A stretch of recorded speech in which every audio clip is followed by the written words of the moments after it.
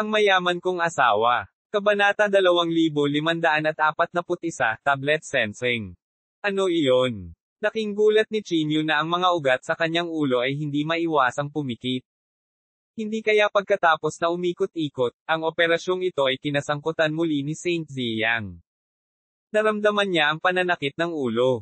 Nang marinig niya ang pag-uusap ng Peakmaster at ng iba pa, nagkaroon pa rin siya ng pag-asa, aksyon. Naisip niya na ito ay isang bagay na nangyari 2 Path of Heaven taon na ang nakalilipas at napakatagal na mula noon.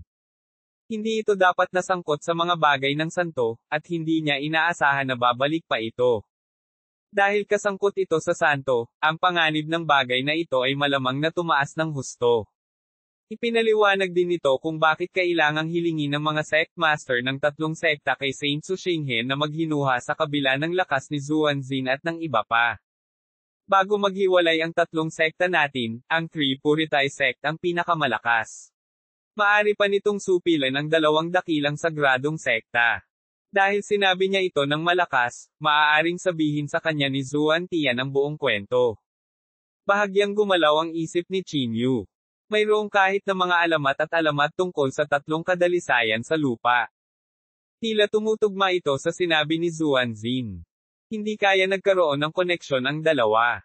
O ang 3 sektang ito ba ay mga pamana ng 3 kadalisayan mula sa mito sa lupa?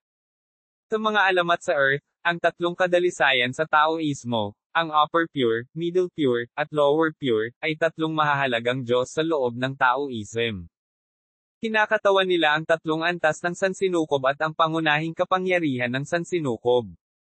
Ang Upper Pure ay ang pinakamataas na antas ng kadalisayan, na kumakatawan sa pinakamataas na Tao. Ang Middle Pure ay ang gitnang antas ng kadalisayan, na kumakatawan sa kapangyarihan sa pagitan ng langit at lupa. Ang Lower Pure ay ang pinakamababang antas ng kadalisayan, na kumakatawan sa kapangyarihan ng lahat ng nabubuhay na nilalang. Si Marshall Uncle Ziyang ay isa sa iilang tao sa sekta na nakaunawa sa pundasyon ng 3 Puritais. Siya rin ang huling liwanag sa degenerated path ng 3 Puritais. Gayunpaman, hindi niya inaasahan na hindi siya makakaalis sa lugar na ito pagkatapos magsagawa ng isang misyon. Noong nakaraang buwan, sa oras na ito, nang ang 2 lahi ay nag-away, si Marshall Uncle Ziyang ay bahagyang tumugon sa buhay at kamatayan ni Marshall mula sa sekta na si Ziyang. Ang tablet ni Uncle sa mahabang panahon, na nag-udyok ng agarang pinagsamang aksyon mula sa aming 3 sekta. Sinabi sa kanya ni Zuan Tian ang buong kwento. Ang lugar ng sensing ay nasa kailaliman ng kagubatan na ito. Patungo na tayo ngayon. Maaaring ang Heavenly Revered Supreme, Saint Ziyang, ay buhay pa. Agad na natuwa si Chinyu. Ang panganib ay walang alinlangan na mababawasan ng malaki kung magkakaroon sila ng isa pang santo. Bagaman hindi nabasag ang tableta ni Marshall Uncle, halos mapatay na ang kapangyarihan ng kanyang kaluluwa. Marahil ay nabawasan ang pagsupil sa Misty Forest noong digmaan sa pagitan ng sangkatauhan at alien, kaya naman ang soul power ng Marshall Uncle ay maaaring magpadala sa tableta ng sekta. Sa pagkakataong ito, hindi na makakilos ang santo dahil ang kanilang cosmic na swerte ay napakalakas ng langit at ang langit, itago ang kanilang kapangyarihan, sa makatuwid, kami lamang, sa ibaba ng santo, ang maaaring kumilos. Sabi ni Zuan Tian na may mapait na ngiti. Si Marshall Uncle ang huling liwanag ng 3 Puritai sect. Ang pinagmulan ng Tao na naintindihan niya ay kayang labanan ang kapangyarihan ng langit at lupa. Sa mga pamamaraan ng Marshall Uncle, tiyak na may naiwan siya. Kung mahahanap natin ang kanyang bangkay at makuha ang kanyang mana, ang 3 sekta natin ay tiyak na magkakaroon ng kayamanan na lumalaban sa langit. Kaya't, kahit na ito ay napakapanganib, kailangan nating gawin ito. Bahagyang tumango si Chinyu. Kasama dito ang pamana ng isang santo. Hindi katakataka na inanyayahan siya ng 3 sekta na sumama kahit na kailangan nilang ialay ang pinakamahalagang kayamanan, ang Heavenly Soul Jade. Ang lahat ng ito ay upang madagdagan ang kanilang mga pagkakataon. Mag-ingat.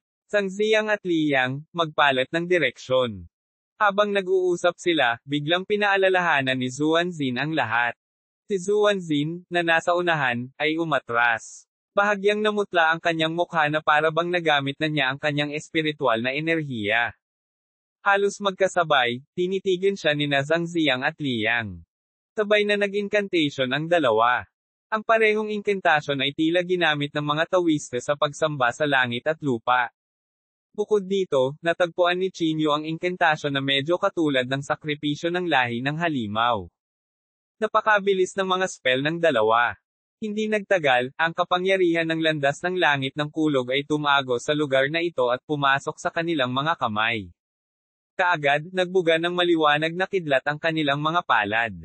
Junior brother, iguhit mo sa akin ang Seal of Thunder. Sigaw ni Liang. Sila ay gumuhit ng mga anting-anting sa kaliwa at kanan na magkasama at sa wakas ay pinagsama ang mga ito sa gitna. Saglit lang ang spellcasting, at nabuo ang anting-anting. Unti-unting nabuo ang isang pattern ng kidlat na pinagsama-samang. Sa isang iglap, isang malakas na kidlat ang bumaba mula sa langit at nakonekte sa mga palad ni Zhang Ziang at Liang. Ang kidlat na ito ay parang isang flash ng liwanag, na naglalabas ng napakalakas na electromagnetic energy.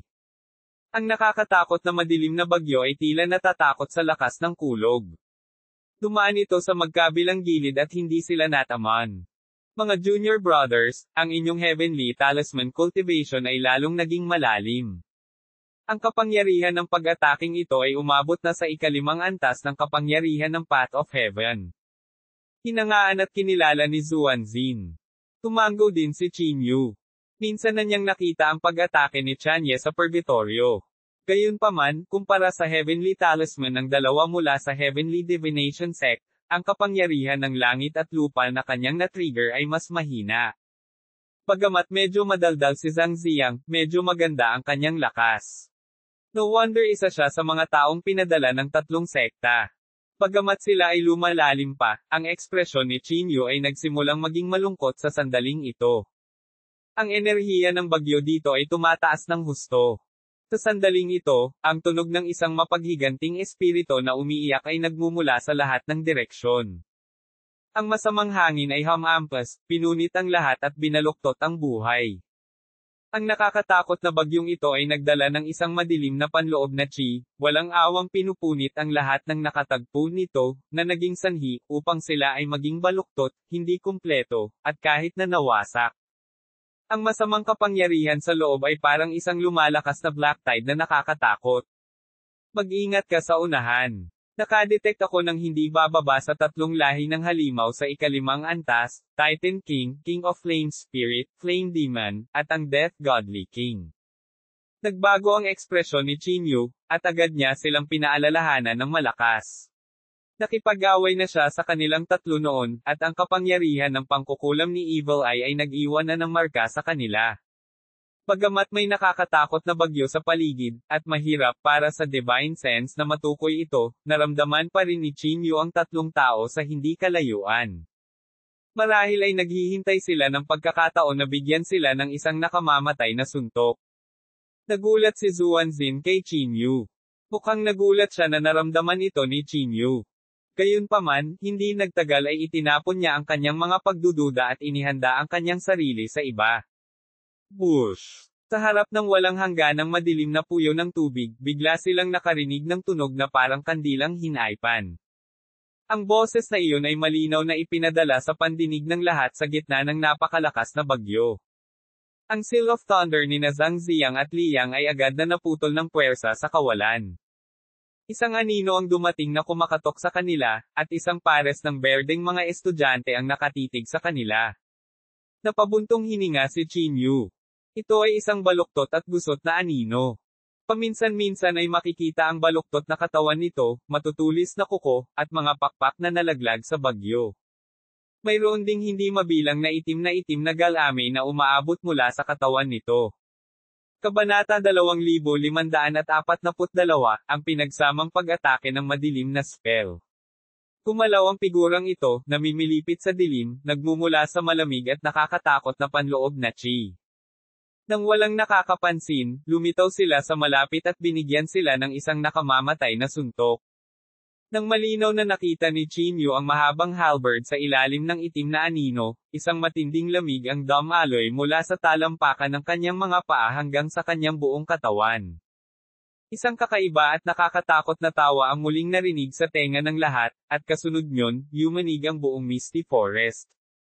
Isang siksikan na karamihan ng halos 500 figure ang biglang lumitaw sa kanilang harapan.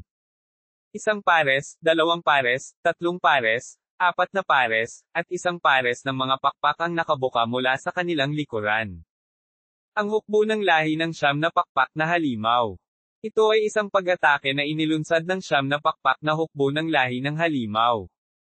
Ang 8-winged monster race ay mayroon ng kapangyarihan ng Tribulation 4th level condensed throne. Ang 500 na pakpak na ito ay malamang na magkakaroon ng hindi maisip na pagbabago. Hindi niya inasahan na makakatagpo ang gayong nakakatakot na hukbo sa mamba na kagubatan pagkatapos ng labanan sa Holy Region. Bagamat mayroon lamang 500 sa kanila, at ang pinuno ay hindi si Demon King Xiangyu, sila ang nangungunang puwersa sa teritoryo ng halimaw.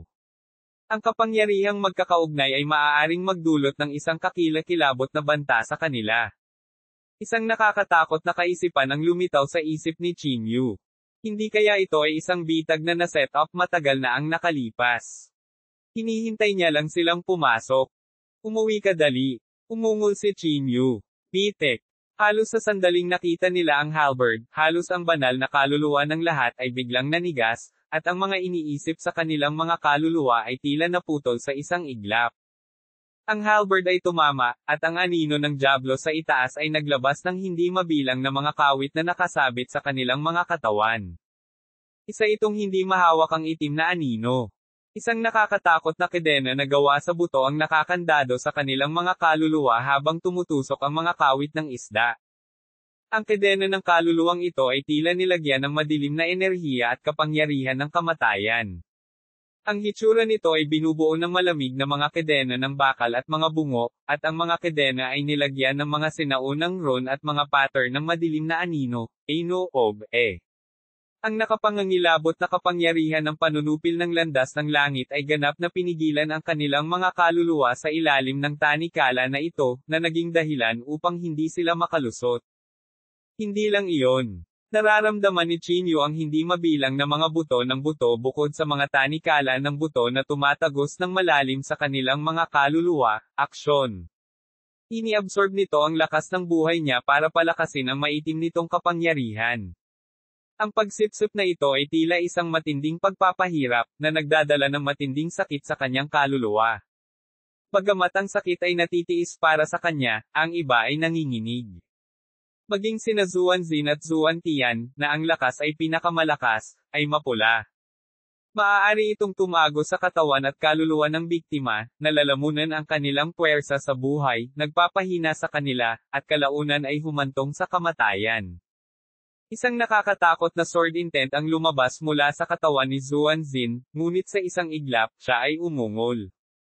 Ang bone shackle ay nagpalabas ng labis na tono at agad na tinakpan ang ibabaw ng kanyang katawan. Tila siya ay nakaranas ng backlash at dumura ng isang bibig ng dugo. Nether bone shackle. Ang hukbo ng lahi ng halimaw na may 9 na pakpak na ito ay talagang makakapaglabas ng kapangyarihan ng landas ng langit. Napaungol si Zuanzin sa galit. Muli siyang sumabog ng may nakakatakot na kapangyarihan at nakipag-ugnay sa kapangyarihang magbuklod. Hindi ito ang kapangyarihan ng Path of Heaven ng isang individual, ngunit 500 buhay na nilalang. Ang kapangyarihan ng pinagsamang pag-atake, kasama ang kombinasyon ng Path of Heaven at ang daan, ay naglagay sa kanila sa isang nakamamatay na sitwasyon sa suntok na ito. Nalampasan na ng kapangyarihang ito ang kanyang pinagsamang 3 lakas na pag-atake. Sa sandaling iyon, biglang nabasag ang kwintas sa dibdib ni Shenro. The World-Extinguishing Abyss-Breaking Pearl. Bahagyang nakahinga ng maluwag si Zuanzin. Ang isang itim na butil sa pendant ng kanyang kwintas ay tahimik na nakabitin sa hangin. Ang mga pattern ng malalim na vortex ay sumasakop sa ibabaw ng butil. Bigla itong tumusok sa hangin na parang may nararamdaman. Nagsimula itong manginig at nagpakawala ng mahinang ugong.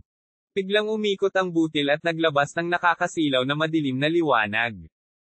Habang naipon ang kapangyarihan, nagsimulang manginig ang Abyss Breaking Pearl at naglabas ng matinding ingay. Ang madilim na enerhiya ay bumuo ng isang parang puyo ng tubig na agos ng hangin sa paligid ng butil, na sumisipsip ng lahat ng bagay sa paligid tulad ng isang black hole.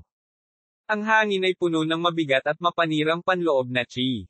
Ang abyss-breaking pearl ay sumabog ng napakalaking dark shockwave habang ang enerhiya ay umabot sa limitasyon nito. Ang mahabang halberd ay biglang tumilapon, at ang 500 na pakpak na hukbo ng lahi ng halimaw ay nahulog sa likuran. Tila nagkaroon sila ng mabibigat na pinsala at umatras, papaalis na sa lugar na ito. Sa ilalim ng pag-ataking ito, ang mga tanikala na nakalok sa kanilang mga kaluluwa ay wala na. Nakakatakot na butil. Kulat na sabi ni Chinyu. Ang kapangyarihan ng isang butil ay maaaring talagang maitaboy ang pag-atake ng elite ng lahi ng halimaw na ito. Ang world-extinguishing abyss-breaking pearl ay isang beses na paggamit ng mahiwagang artifact na naiwan ng Three Purity sect. Nawala na ng ganon-ganon lang. Kahit sa 3 sekta, isa lang. Mas mahalaga pa ito kaysa sa Heavenly Soul Jade. Nalungkot si Shenro kaya parang gusto niyang umiyak. Napabuntong hininga si Chinyu. Alam niyang mahalaga ang butil na ito ngunit hindi niya inaasahan na ganoon kahalaga ito. Gayunpaman, hindi ito ang oras para maging emosyonal. Ang 9 na pakpak na halimaw na lahi ay malapit nang umatras matapos masugitan. Kinagat ni Chinyu ang kanyang mga ngipin, at ang kapangyarihan ng kanyang 6 na acupoints ay sumabog.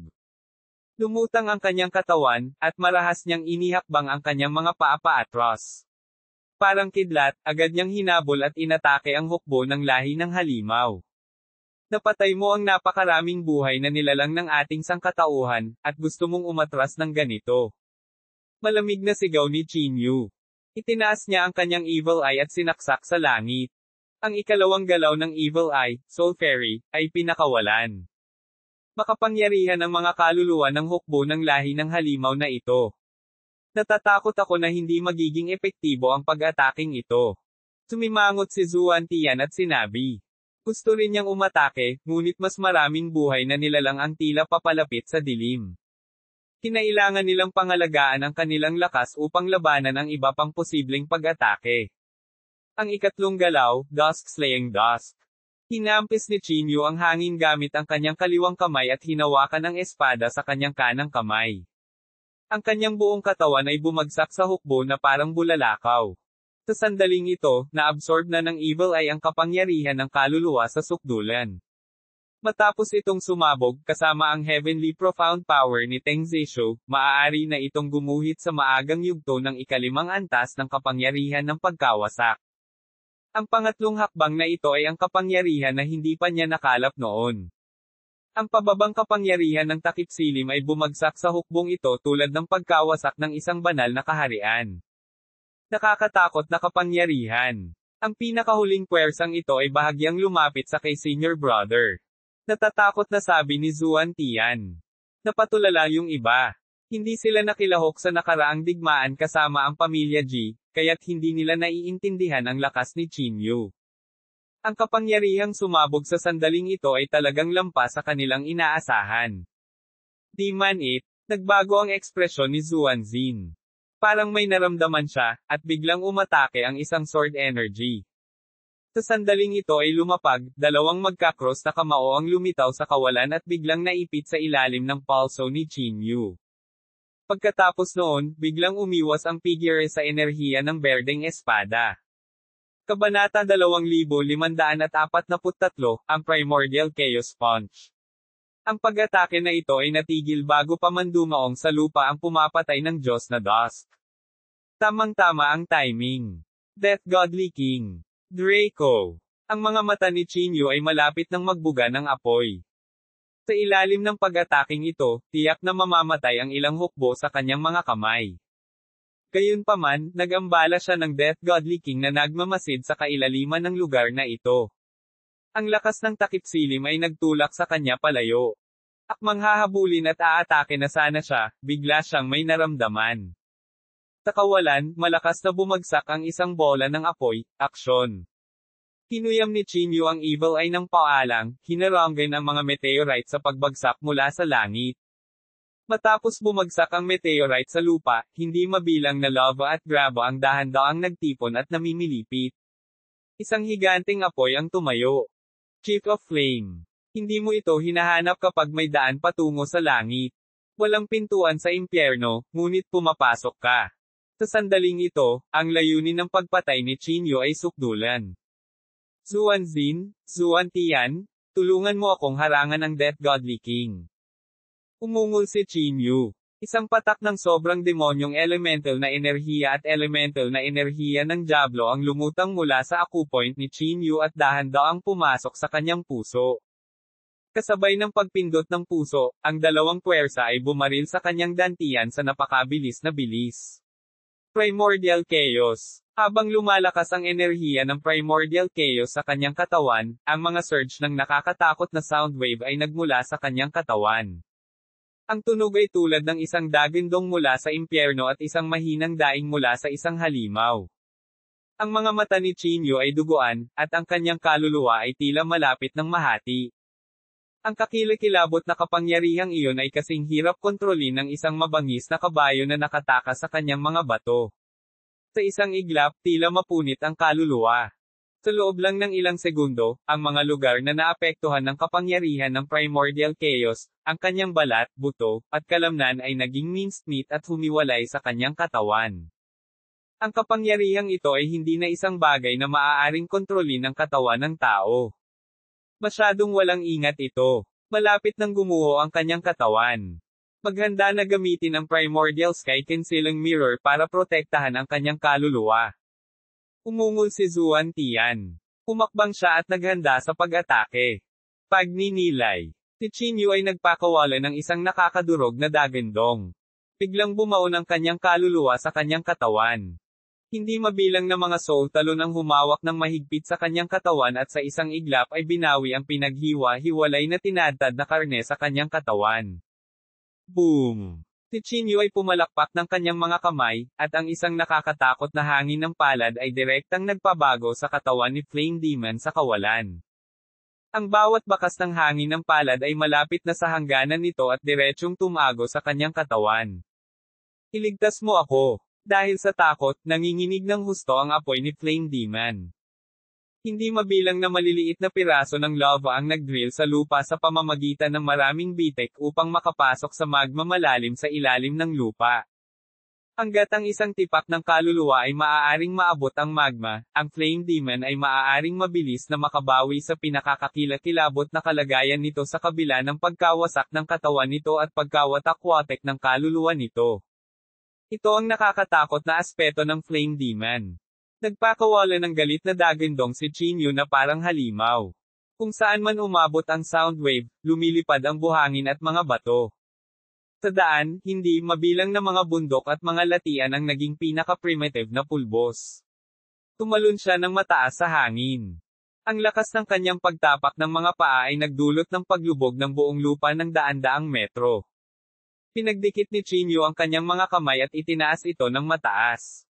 Ang alitan sa pagitan ng kanyang mga kamao at ang espasyo ay nagresulta sa isang maningning na apoy na katulad ng kinang ng araw. Bumagsak ang buong katawan niya sa lupa na parang bituin. Bago lumapag ang kamao, isang nakakatakot na hangin ang lubos na umihip at nabasag ang libu-libong talampakan ng lupa. Ang buong Misty Forest ay puno ng buhangin at mga bato, at ang bagyo ay nagngangalit. Bilisan mo at pigilan mo siya. Napasigaw si Flame Demon sa takot. Nalantad na ang tunay nitong katawan. Nang makitang bumagsak ang kamao na parang falling star, naramdaman nito ang takot sa kamatayan sa unang pagkakataon.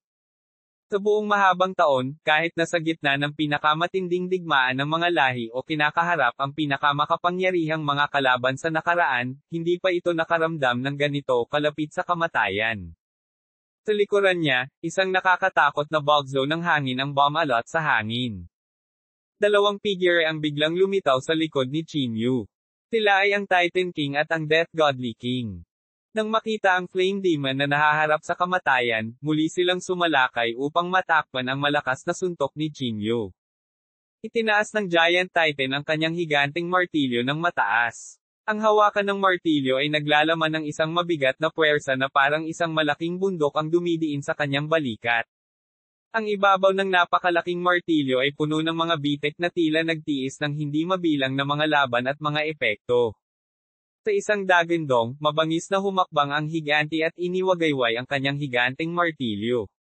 Sumipol ang hangin nang bumulalas ang napakalaking martilyo na parang napunit ang langit. Ang epekto ng higanteng martilyo ay parang kapangyarihan ng pagkawasak.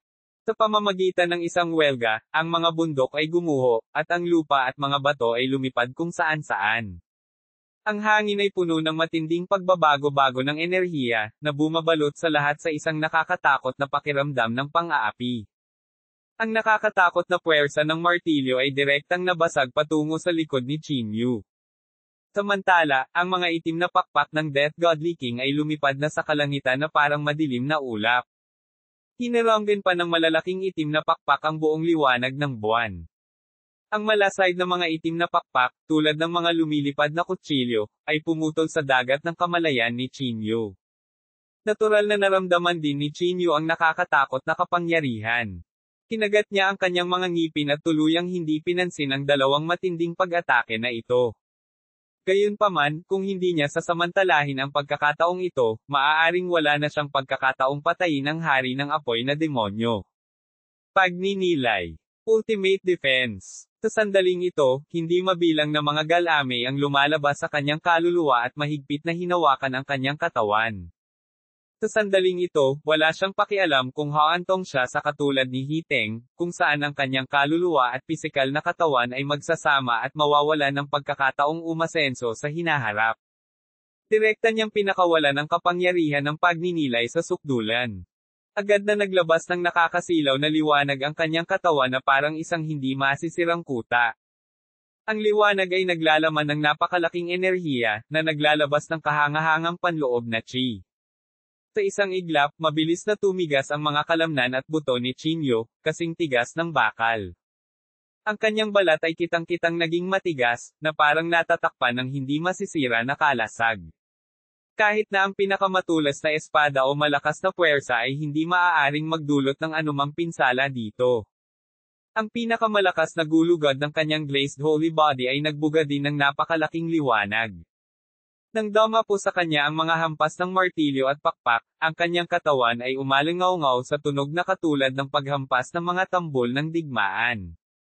Naguguluhang tinitigan ni Titan ang basag na martilyo, hindi makareact ng ilang sandali.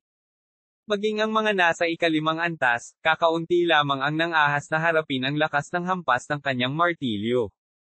Higit pa rito, pagkatapos na tanggapin ang mga pag-atake niya at ng Death Godly King, ang taong ito ay hindi huminto sa kanyang orihinal na pag-atake, ngunit hiniram din niya ang momentum para umatake. Pinilisan niya at bumagsak sa lupa. Nang magsalubong ang kanyang mga kamao sa lupa, isang shockwave na nakikita ng mata ang kumalat na parang tidal wave palabas ng Misty Forest. Sa pag-ataking ito, hindi mabilang na maitim na nilalang ang napatay kaagad. Hindi mabilang na mga tingin sa malapit ang damapo sa mamba na kagubatan. Hindi nila alam kung bakit nangyari ang gayong nakakagulat na pagbabago-bago sa kagubatan. Sa loob ng kumukulong ilog ng lava, maraming nakakatakot na enerhiya ang bumabalot sa ibabaw nito habang umaagos ito. Nang tuluyang nilamon ng shockwave ang lava, tila nawalan ito ng lakas ng buhay. Kabanata 2544, Pagpatay sa Flame Demon. Ang lava na nawala ng init ay naging malamig na bato, at sa banayad na simoy ng hangin, agad itong naging pinong buhangin na lumulutang sa hangin. Sa pamamagitan ng isang strike, ang lava sa lupa ay ganap na nawasak. Maaari niya talagang ilabas ang ganoong kapangyarihan. Ang Flame Demon na ito ay gumagala sa loob ng 5 taon ng Path of Heaven, at sino ang nakakaalam kung gaano karaming daang milyong mga tao ang mapaghiganting mga kaluluwa na mayroon siya sa kanyang mga kamay. May pagkakataon tayong ganap na sirain siya ngayon. Chen, gamitin ang Primordial Sky Concealing Mirror para tulungan akong iset up ang selyo. Tuwang-tuwa si Zuan Tian at sumigaw. Pagkakulong ng makalangit na halimaw. Ito ay isang malakas na pamamaraan ng silang na ipinasa mula sa Tripurity Sect. Hindi mabilang na komplikadong mga simbolo ang naanod mula sa dagat ng kamalayan ni Zuanzin. Sa tuwing may lilito na simbolo, isang malalim na banal na tinig ang lumitaw sa kawalan, solemna at marilag, na kumakalat sa buong Misty Forest. Dumating sa tabi ng Flame Demon ang isang surge ng matinding silang power, na ganap na humaharang sa koneksyon nito sa labas ng mundo. Habang mabilis na kumalat ang mga silang Ron, ganap nilang binalot ang Flame Demon. Ang kapangyarihan ng mga Ron ay parang hindi nababasag na kedena na ganap na pumutol sa kuko ng kaluluwa ni Flame Demon. Pagkatapos iset up ang selyo, katahimikan, at katahimikan ang bomb-alot sa selyadong lugar. Kinokontrol ng kapangyarihan ng selyo ang lahat. Walang target na makatakas o makalaban. Ang kapangyarihan ng selyo ay napakalakas na kaya nitong payagan ang pinakamakapangyarihang mga magsasaka na lumaban sa anumang makapangyarihang pag-iral, na ganap na sugpuin ang kanilang kapangyarihan. Lock. Bahagyang nagalit si Shen Chen. Ang Primordial Sky Concealing Mirror ay lumutang at dumapo sa Flame Demon. Isang sinag ng treasure light ang lumiwanag, at sa mga silang Ron ng Heavenly Monster Imprisonment, ganap nitong tinatakan ang Flame Demon, na ginawang mas condensed at stable ang buong seal.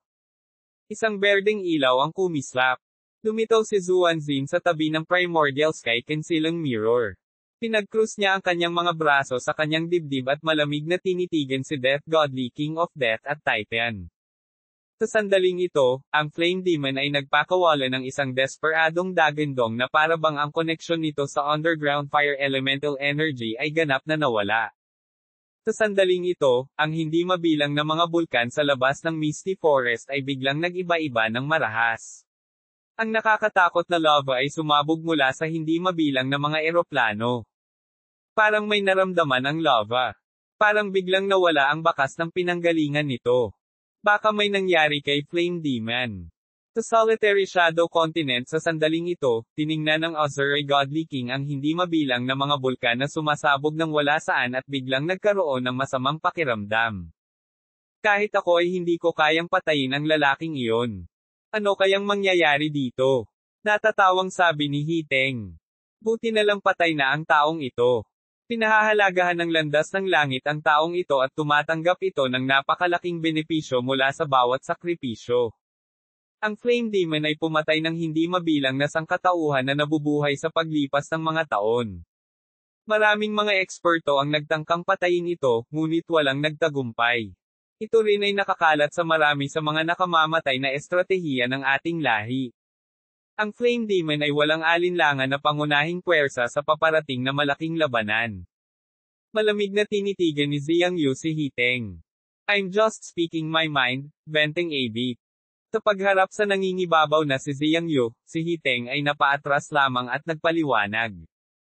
Lumapit si Qin Yu sa apoy ng totoong katawan ni Flame Demon at tinitigan siya ng walang pakialam. Patawarin mo ako. Maaari akong maging miyembro ng sangkatauhan, at mangyaring huwag mo akong patayin. Sumigaw si Flame Demon. Ang kanyang napakalawak na sigla ay itinayo sa lava. Hanggat may lava, ang kanyang tunay na katawan ay maaaring sumipsip ng walang hanggan at walang katapusan na puwersa ng buhay.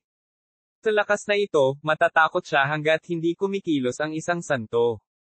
Sa kabila ng malakas na pag-atake ni Qin Yu, hindi ito nawala ng pag-asa, bagamat medyo naguguluhan.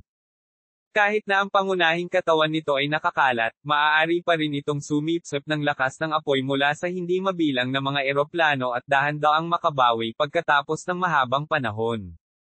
Gayunpaman, hindi nito inaasahan na ang koneksyon nito ay ganap na maputol sa sandaling ito, na nangangahulugan na ito ay ganap na mamamatay.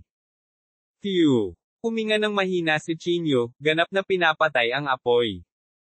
Isang bronze triangular na korona ang bumagsak sa lupa, at walang nakakapasong init ng kunin ito ni Qin Yu, sa halip, isang malamig na sensasyon ang dumampi sa kanyang balat. Boom! Sa kalangitan, hindi mabilang na mga kidlat ang kumikislap.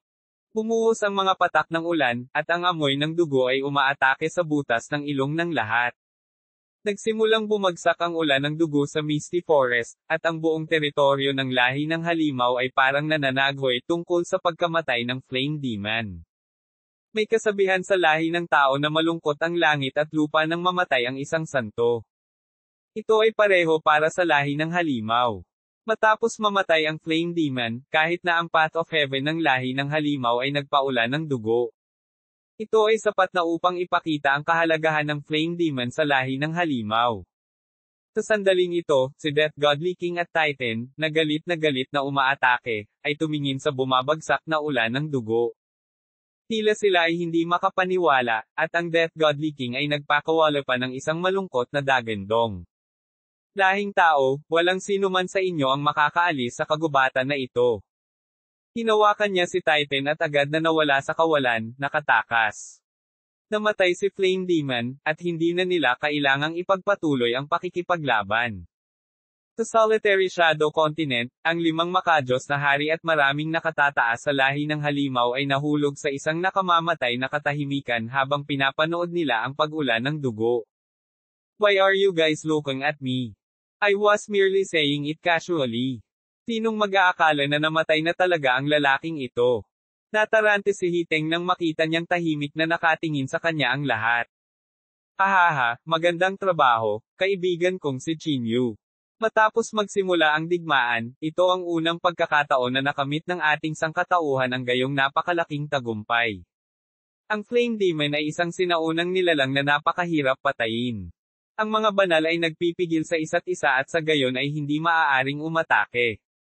Ang mga Sect Master ay malamang na hindi makapaniwala na napatay natin ang Flame Demon sa pagkakataong ito. Tawa ng tawa si Zuanzin. Sa sandaling ito, tunay siyang nakadarama at wala nang pakialam kung maakit niya ang atensyon ng mga buhay na nilalang sa dilim. Ganyan ba talaga kagaling? Nang makita si Zuanzin na tumatawa ng galit, natahimik si Chinyu. Sa nakalipas na mga dakilang digmaan, si Flame Demon ay nahati sa hindi mabilang na Chief of Flame upang labanan ang hukbo ng sangkatauhan. Kung hindi namamatay ang underground na magma, magkakaroon ito ng walang katapusang supply ng enerhiya. Kahit na mamatay ang apoy na espiritu, maaari itong patuloy na mahati. Taon-taon, hindi mabilang na mga dalubhasa sa lahi ng tao ang nagtatangkang patayin ito ngunit hindi nagtagumpay at nawalan ng buhay. Malalaman ng mga nakatataas ang tagumpay sa labanan sa pagkakataong ito, hindi ito labis, kahit na ang gantimpala ay isang celestial artifact. Aksyon! Nakangiting sabi ni Shen Chen. Siya ay kasangkot sa bagay na ito, at sa sandaling ito, nakaramdam din siya ng hindi makapaniwala. Ahaha, ang Heavenly Talisman Cultivator ng Heavenly Divination Sect na sina Zhang Ziyang, Chinyu, at ang iba pa ang pumatay sa Flame Demon King. Kahit na sa susunod na Path of Heaven year, ito ay magiging isang kawili-wiling anekdota.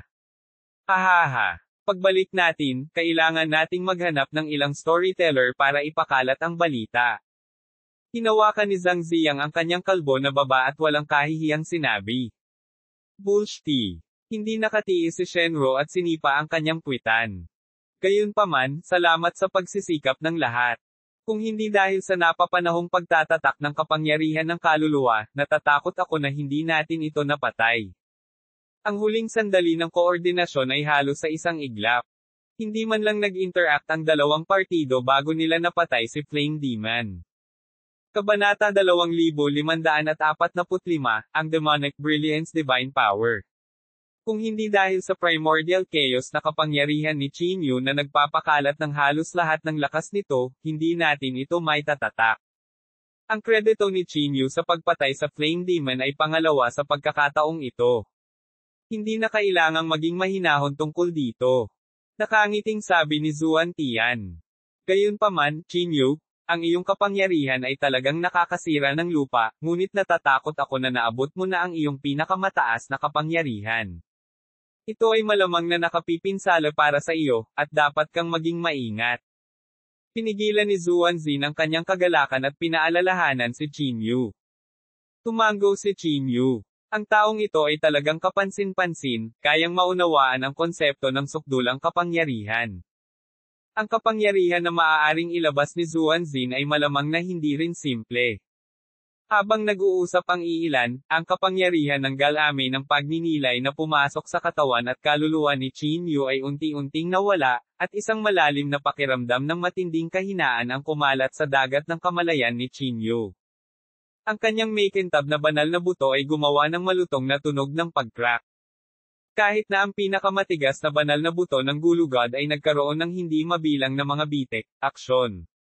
Isang matinding pakiramdam ng kahinaan ang biglang kumalat sa banal na dagat ni Chinyu, at tila naramdaman ng heart of the ocean ang kahinaan ni Chinyu. Ang asul na enerhiya ay biglang pumasok sa bawat bahagi ng kanyang katawan. Biglang pumasok ang pagkahilo sa kanyang isipan, at hindi na napigilan ni Chinyu ang kanyang sarili at bumagsak sa lupa.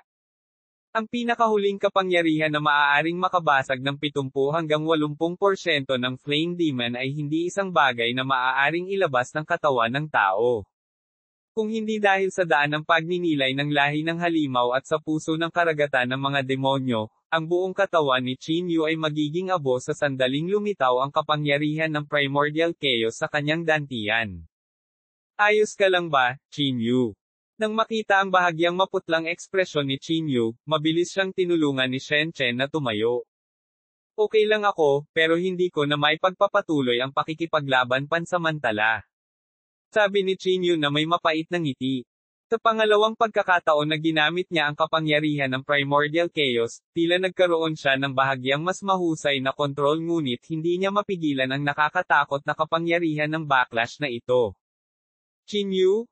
Ang proteksyon na enerhiya na pinakawalan mo sa dulo ay tila mula sa paglilinang ng isang katawan ng halimaw. Kung hindi dahil sa enerhiya na ito, malamang na ang iyong katawan ay direktang bumagsak at sumabog. Ganoon ba?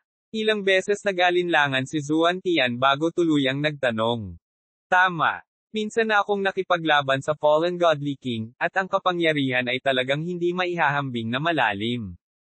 At saka, pinutol ko ang isang braso ng Fallen Godly King kasama ang mga nakatataas sa Human Race Watch. Kaya naman nagawa kong makita ang kapangyarihang ito.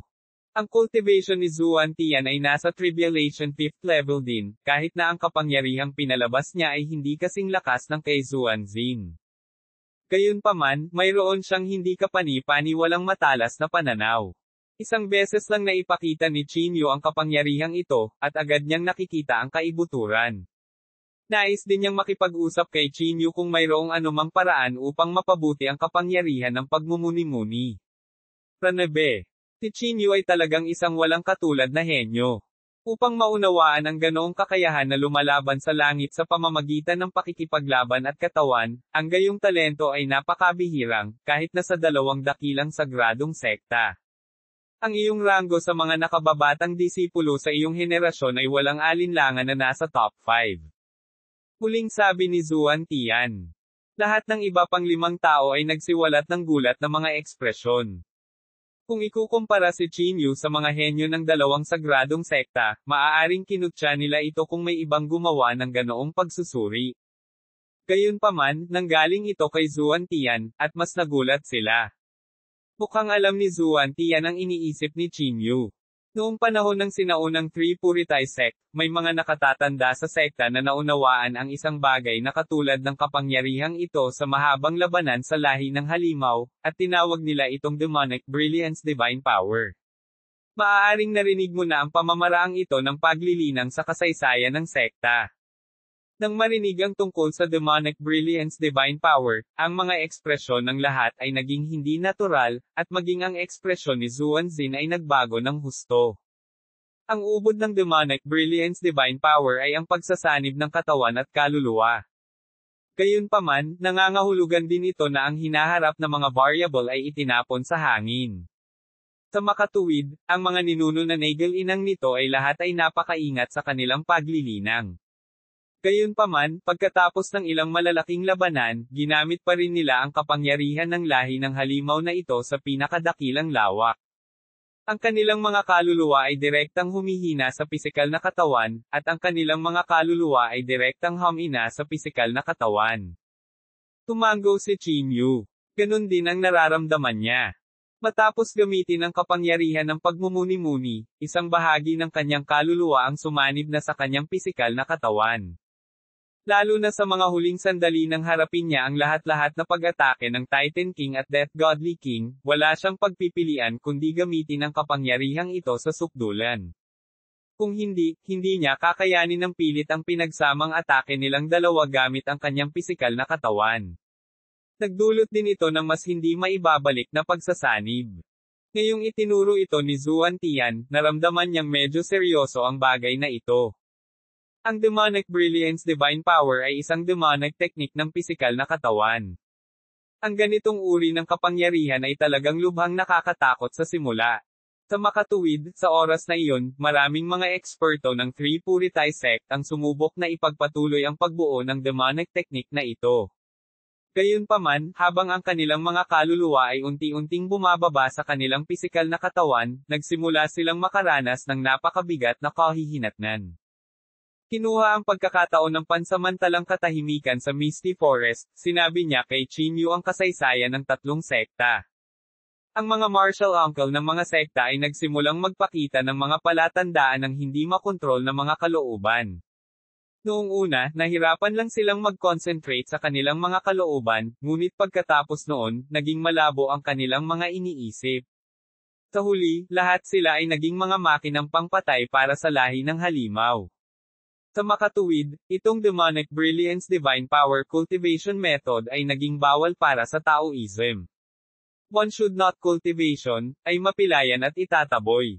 Tinulyapan ni Zuan Tian si Chinyu, ang kanyang mga mata ay nagpapakita ng bakas ng pagkalito. Pagkatapos, sinuri at natuklasan ng mga pinuno ng sekta at ng iba pang mga banal na ang demonic brilliance divine power ay naging sanhi ng madilim na kapangyarihan sa katawan ng halimaw na katawan upang unti-unting masira ang katawan, papangitin ito, at gawin itong masama. Bukod dito, ang paglilinang ng mga pisikal na diskarte ng demonyo ay magdudulot ng napakalaking pasanin sa katawan, na maaaring makabuluhang bawasan ang panahon ng cultivator ng buhay. Bilang karagdagan, nalilito din nito ang kanilang kamalayan at nagdulot ng mga negatibong epekto sa kanilang kalagayan sa pag-iisip, na nagiging sanhi ng pagkawala ng kanilang katwiran at nahulog sa isang baliw na estado. Matapos sabihin ang kasaysayan ng Three Purity Sect, ang lahat ay nahulog sa isang patay na katahimikan. Senior brother, wala bang exception para sa mga naglilinang ng demonic brilliance divine power? Maingat na tanong ni Shenro. Sa 8 nangungunang henyo na nag-cultivate, isa pa nga ang may potensyal na maging isang santo. Sa huli, siya ay naging isang marahas na mamamatay tao at nagdulot ng malaking pinsala sa Three Purity Sect. Chinyu, kailangan mong maging handa sa pag-iisip. Kapag natapos na ang bagay na ito, magsusumbong ako sa Sect Master at kunin ang lahat ng impormasyon ng 8 nakatatanda. Sana ay makakatulong ito sa iyo na mapagtagumpayan ang lahat ng bagay na ito, ngunit hindi ito mahirap para mapagtagumpayan ang demonic brilliance divine power muli. Mataimtim na sabi ni Zuan Tian. Tumango si Chinyu, at unti-unting lumuwag ang tensyon niyang katawan. Ang tingin na dumaan sa mukha ni Zuan Tian ngayon ay malinaw na puno ng layuning pumatay. Kung ang taong ito ay umatake, sa kanyang kasalukuyang pisikal na kondisyon, hindi siya makalaban. Isa pa, hindi ordinaryo ang 5 tao sa paligid niya. Sa kabutihang palad, ang taong ito ay hindi isang taong walang pakialam sa martial arts ethics. Chinyu? Pwede bang magtanong? Mahinang sabi ni Zuan Tian. Hindi niya hinintay ang tugon ni Chinyu bago ibinato ang kanyang tanong. Kabanata 2546, maaaring magbago ang kapalaran. Paano kung isang araw, ikaw ay maging ganap na baliw tulad ng 8 nakatatanda ng Three Purity Sect? I won't give up, and do my best. Ang simula ng mga bagay ay walang kasiguraduhan, ngunit ang kapalaran ay maaaring magbago. Hindi ko mahuhulaan kung ano ang mangyayari sa mga darating na araw, kaya't magagawa ko lamang ang aking makakaya. Kung hindi ko naiintindihan ang demonic brilliance divine power na ito, marahil ay walang sino man sa atin ang makakarating sa Misty Forest na ito ngayon.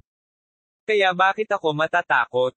Ano ang magagawa ng 80s seniors, Qin, Q? Matagal na nag-isip si Chinyu bago ipahayag ang kanyang tunay na iniisip. Mabuti. Ang simula ng mga bagay ay hindi tiyak, ngunit ang kapalaran ay maaaring magbago. Ang mga magsasaka ng ating henerasyon ay dapat magkaroon ng ganitong espiritu.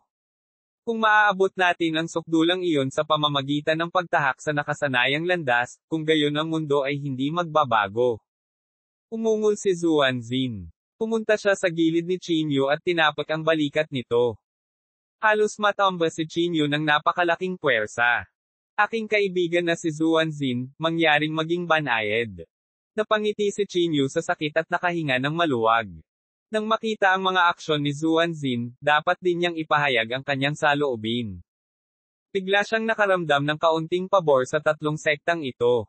Kung ikukumpara sa aristokratikong pamilya ng banal na rehiyon, ang 6 na tao ng tatlong sekta na ito ay kasing dalisay ng mga immortal.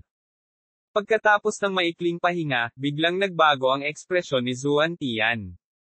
May naramdaman na naman ang tablet ni Saint Ziyang. Hindi ito malayo sa atin. Chen, isama mo si Chinyu. Sumunod kayong mabuti sa likod ni Zuanzin.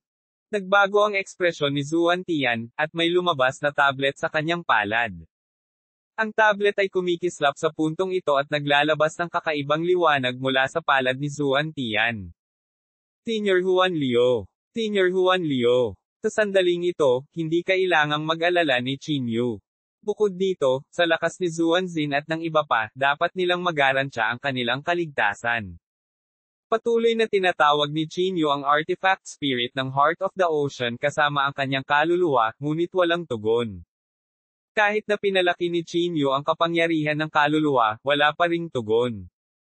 Kakaiba, paano lumabas si Senior Huan Liu dati? Maingat na inalala ni Chinyu ang sitwasyon nang lumitaw si Senior Huan Liu dati. Ang kanyang pagiging tugma sa mahiwagang artifact na ito ay hindi sapat. Ang pagkakatugma sa pagitan ng cultivator at ng mahiwagang artifact ay lalalim lamang pagkatapos ng mga taon ng patuloy na pagpipino bago sila makapag-usap sa espiritu ng artifact. Ang pagpino ni Chinyu sa puso ng karagatan ay hindi pa umabot sa antas na iyon, kaya hindi niya masimula na tawagan ang espiritu ng artifact. AES. Ang dating may-ari ng Heart of the Ocean, si Guning, ay maaaring ipatawag ang artifact spirit at kahit na makipag-usap dito upang i-condense ang pinagmulan ng lason sa kanya. Matagal na nag-isip si Chinyu. Nahulaan niya na ang panloob na chi lamang ng Flame Demon ang maaaring mag-trigger ng artifact spirit, si Huan Liu, na lumitaw. Dahan-dahan niyang itinagilid ng kaunti ang korona ng trident at pagkatapos ay dahan-daang ipinadala ang piraso ng material na iyon sa puso ng karagatan. Pagkaraan ng ilang sandali, ang puso ng karagatan ay biglang naglabas ng matinding pagbabago-bago. Ang puso ng karagatan ay nagbago sa anyo ng isang diyosa, at naramdaman niya ang korona na mainit pa rin sa hindi paniniwala. Saan man pumunta ang Flame Demon, ang mga nilalang sa tubig ay walang paraan upang mabuhay. Para sa kanya, si Flame Demon ang pinagmumula ng sukdulang kasamaan sa kanilang elemento ng tubig. Sa mahabang taon, ang Heart of the Ocean ay nagbago ng maraming master, ngunit unti-unti siyang sumuko sa pagpatay sa Flame Demon. Minsan, ginamit ng ninuno ng pamilyang Go ang pinagmumula ng lason para salakayin ang Flame Demon. Gayunpaman, hindi pa rin ito nagawang saktan ang core nito. Casual lang niyang binanggit ang kasunduan kay Chinyu, at hindi niya akalain na matutupad ng kabataang ito ang matagal na niyang hiling. Bata, lumapit ka. Isang ethereal na boses ang ipinadala sa Divine Sense figurine ni Chinyu. Dahan-daang sumulong si Chinyu, at marahan siyang niyakap ni Huan Liu sa kanyang mga bisig. Pinalibutan siya ng sagradong internal chi. Sa ilalim ng gayong panloob na chi, walang sino man ang maaaring magkaroon ng anumang bastos na pag-iisip. Isang pinagmumula ng enerhiya ng buhay na iniksyon sa kanyang kaluluwa, na pumapasok sa bawat selula ng kanyang katawan. Ang siksik na elemental na enerhiya ay agad na nagpalaki sa kanyang katawan na parang isang lobo. Ang mga panloob na pinsala na natamo niya dati ay gumaling sa ilalim ng pag-alo ng pinagmumula ng buhay na ito. Ang matinding pinagmumula ng buhay na ito ay ganap na nagpagaling sa mga sugat ng kanyang banal na katawan. Matapos masipsip ng sapat na enerhiya ang gulugad ng glazed holy body, kumalat ito sa buong balangkas at dahan-dahan sa kanyang laman at dugo. Itinuon ni Chinyu ang kanyang atensyon at hinigop ang napakalaking enerhiya na ito. Sa sandaling ito, isang bakas ng panloob na chi ng pinagmumula ng buhay ang lumabas mula sa kanyang mga pores. Huminga ng malalim ang ilang tao sa paligid. Damang-dama pa nila ang kapangyarihan ng buhay sa bawat paghinga. Mukhang may napala ang kaibigan kong si Chinyu. Tumawa si Zuanzin, ngunit hindi sila nagpakita ng bahid ng selos. Ang swerte talaga ng batang ito. Yumuko si Zhang Ziang at huminga ng malalim sa kung saan-saan na parang gusto niyang makalanghap ng mas maraming life force sa kanyang katawan. Isang sobrang komportableng pakiramdam ang bumalot sa kaluluwa ni Chinyu, at ang mga sulok ng kanyang bibig ay nagpakita ng isang malasanggol na ngiti. Ang pinagmumulan ng buhay na ito ay tila may kakaibang katangian. Maaari nitong pagalingin ang anumang sakit, anuman ang pisikal o emosyonal. Sa kanyang kaluluwa, hindi mabilang na kulay pilak na kulay abo na mga langib ng dugo ang pinatalsik mula sa pinagmulan ng kanyang kaluluwa, na nagdulot ng napakalaking mabahong amoy.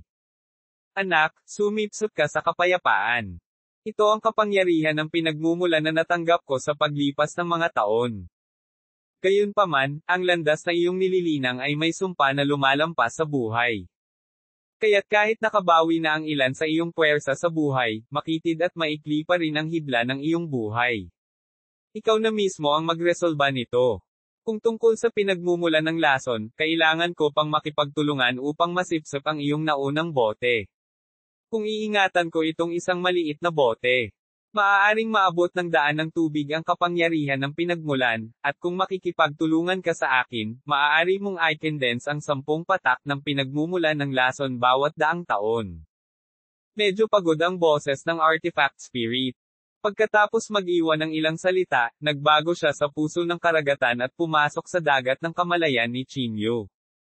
Ang celestial aura ng pinagmulan ng buhay ay naanod sa loob ng katawan ni Chinyu. Ang nakakatakot na enerhiya na ito ay hindi nagdulot ng anumang panganib kay Chinyu. Parang simoy ng hangin na naghahatid lamang ng ginhawa at kapayapaan. Hindi rin inaasahan ni Chinyu na ang espiritu ng artifact, si Huan Liu, ay bumawi ng isang pandiwang kasunduan ng buong puso. Kahit isang patak ng pinagmumula ng buhay na ito ay walang katumbas na halaga, lalo pa ang pagbibigay nito sa kanya ng buong lakas. Hindi banggitin ang isang maliit na bote ng pinagmumula ng lason. Ito ay isang bagay na kahit si Saint ay natatakot.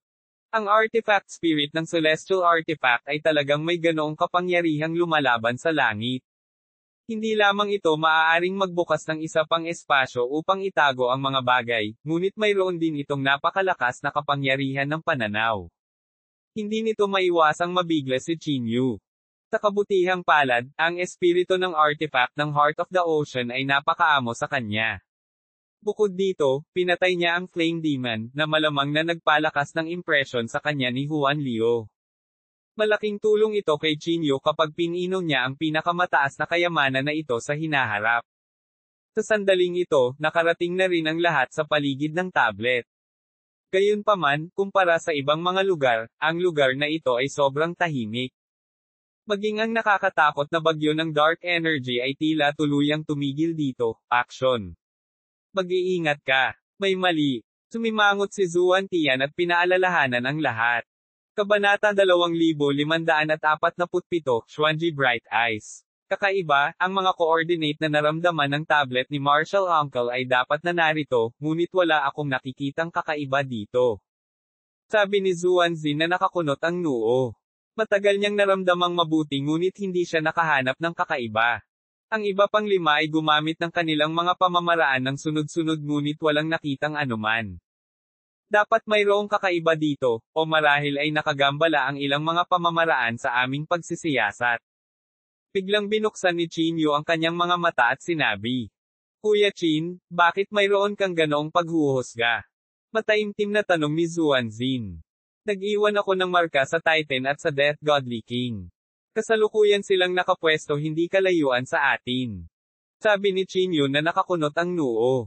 Sa ngayon, kailangan nilang gamitin ang lahat ng kanilang lakas para labanan ang napakalaking dark power sa Misty Forest.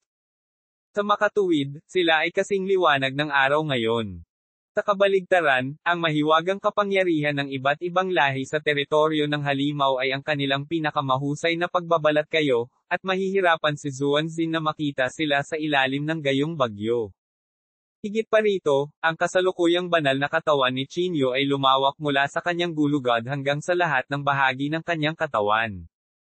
Ang kanyang katawan ay tila sumailalim sa isang labis na pagbabago na tila ang kanyang bawat butas ay nakikita ang lahat. Isang banayad na simoy ng hangin ang dumaan, at agad na magre-react ang kanyang katawan, at bahagyang naninigas ang kanyang mga kalamnan na para bang handa siyang harapin ang mga banta mula sa lahat ng direksyon anumang oras. Sa sandaling ito, nang dumaan ang madilim na kapangyarihan sa kanyang katawan, tila naramdaman niya ang hugis ng hangin. Parang bumagal ang oras sa paligid niya. Magagawa niya ang pinakatumpak na mga paghuhusga at reaksyon sa kritikal na sandali, kung dapat siyang umiwas, o harapin ang panganib ng direkta upang mabawasan ang mga pagbabanta ng mabilis. Sa sandaling ito, ang kanyang katawan ay may hindi maipaliwanag na takot na katulad ng isang hindi kilalang panganib na nakatago dito. Sa isang iglap, handa na siyang umatake ng buong lakas. Sa loob ng ilang segundo, naramdaman ni Chinyu ang malamig na pawis na tumutulo mula sa kanyang likod na para bang nakaranas siya ng isang mahusay na labanan. Protektahan mo ako. Biglang pumikit si Zuan Tian, at ang nakapalibot na internal chi ay unti-unting naging solemn.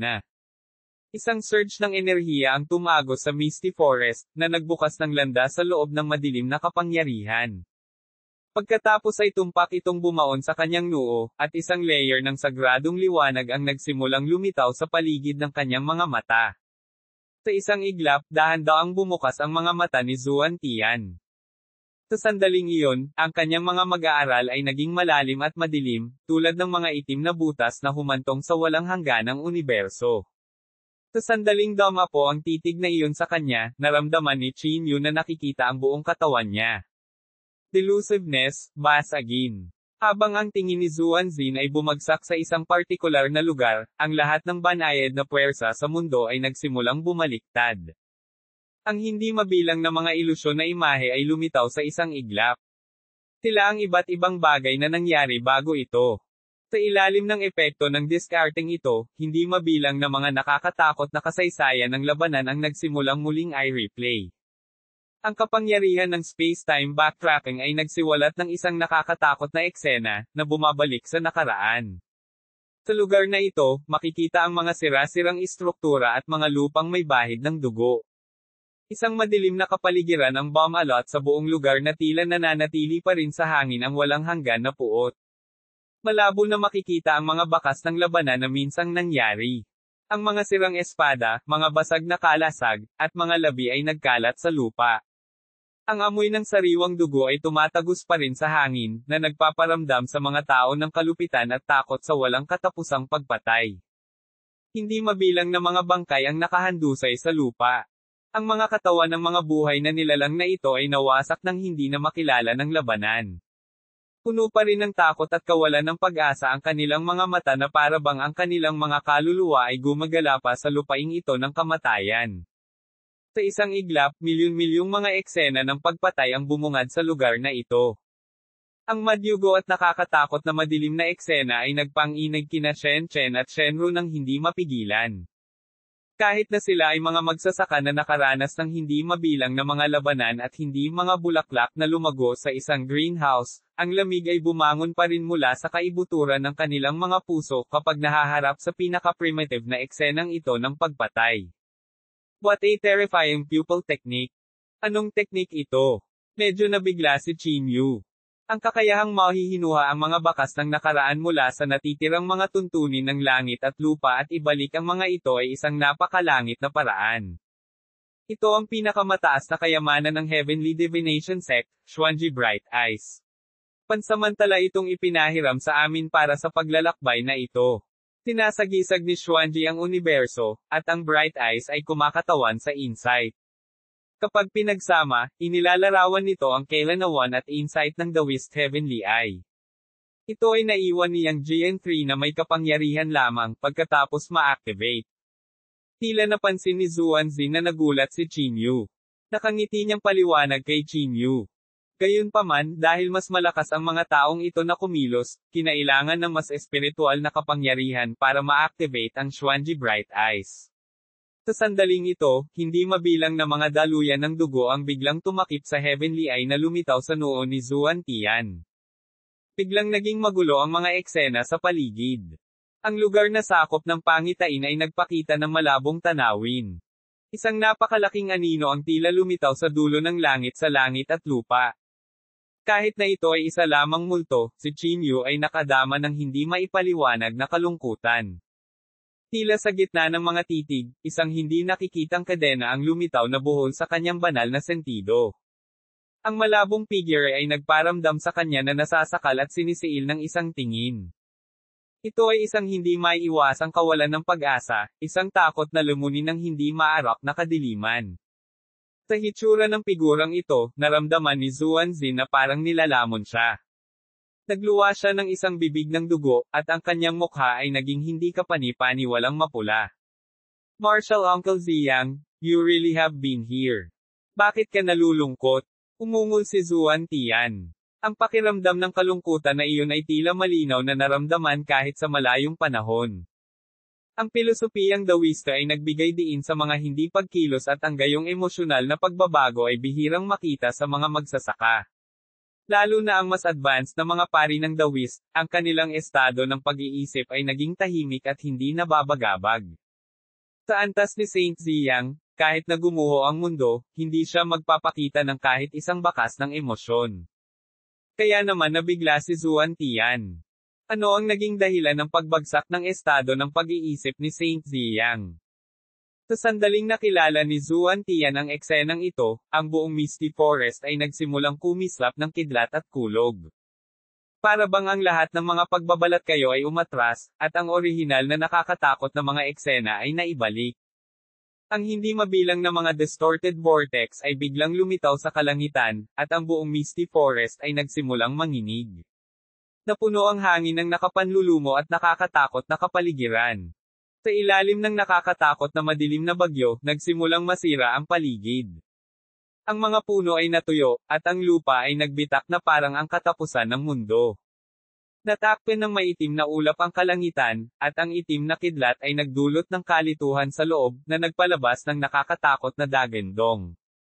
Hindi mabilang na madilim na bagyo ang bumagsak sa kanila na parang mga higanteng dragon. Sina Shenchen, Shenru, Zhang Ziyang, at Liang ay napabuga ng malakas na hindi sila makatayo ng matatag. Ang bawat bautzo ng hangin na umatake sa mga katawan ay katumbas ng lakas ng Tribulation 4th level na tumitama sa kanilang mga katawan. Kabanata 2548, half human at half halimaw na santo. Ito ay isang nakakatakot na bagyo ng langit at lupa. Ang spiritualization technique ni Qin Yu ay naging 5 kalasag. Sa pamamagitan lamang ng pagbalot sa kanilang 5 sa loob ng kalasag ay nabawasan ang pressure sa kanila. Maraming salamat, kaibigan kong Qin Yu. Naka-recover ka na ba? Nagtatakang tanong ni Shenchen. Si Qin Yu ay malubhang nasugatan. Malamang naaabutin sila ng ilang buwan bago gumaling kung sila si Qin Yu, at posibleng tumagal pa ng ilang taon. Habang sumusulong ang cultivator's cultivation realm, anuman ang kanyang pisikal na katawan o kaluluwa, ang mahahalagang enerhiya na naipon sa bawat bahagi ng kanyang katawan ay magiging mas sagana. Sa makatuwid, natural na mas matagal bago mabawi. Kung hindi tinupad ni Qin Yu ang kasunduan sa artifact spirit ng celestial artifact, ang heart of the ocean, at ginantimpalaan ng source of life, hindi siya makaka-recover ng walang 10 araw hanggang kalahating buwan, lalo pat baguhin muli ang glazed holy body, kahit na ang kanyang glazed holy ay may kahangahangang kakayahan sa pagbawi. Oo, ngayon lang ako nagkaroon ng breakthrough at may lakas akong lumaban ulit. Tumango si Qin Yu ngunit hindi ipinaliwanag ng detalyado ang lahat. Nang makitang hindi nagsisiwalat si Qin Yu, ang ilan sa kanila ay tahimik na huminto sa pagtatanong. Lahat ay may kanya-kanyang sikreto. Kung patuloy silang magtatanong, mapupunta sila sa isang tao sa maling paraan. Sa sandaling ito, sina Zuan Tian at Zuanzin ay nakatitig sa malabong figure. Tila gusto nilang makita kung may mga karagdagang pagbabago. Sigurado ka bang ito si Saint Ziyang? Sa puntong ito, hindi nang ahas si Qin Yu na ipagpatuloy ang pagtingin sa figurang iyon.